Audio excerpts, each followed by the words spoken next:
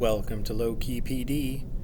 In this tutorial, we're going to explore the order in which the elements appear in your Google Slides.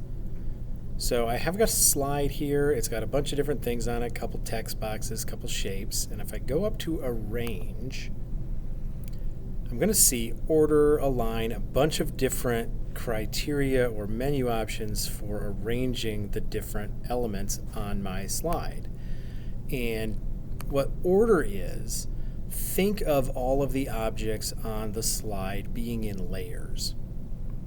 All right, so anything in the back in terms of layers will be covered by anything else with which it overlaps. Whatever the top layer is will cover or block anything with which it overlaps. And then there's also an implicit layer in between there where you can actually put things in a specific layer so that this thing might overlap with that thing and cover it, but be covered by something else.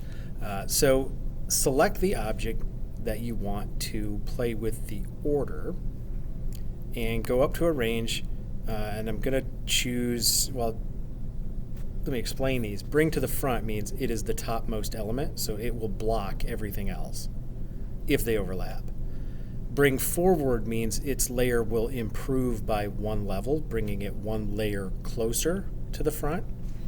Or send backward means it will make it one layer further from the front, or you can send it all the way to the back. I'm going to bring this all the way to the front, so my little pentagon here.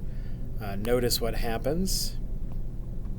Right, it covers up the text, it covers up the smiley face, it covers up the cylinder, it covers up the parallelogram. And then if I have other objects, right, if I move the parallelogram, notice that the pentagon is covering the parallelogram, but if I move it here, the parallelogram covers the smiley face. So whatever the order is here, the parallelogram is behind the pentagon, but in front of the smiley face.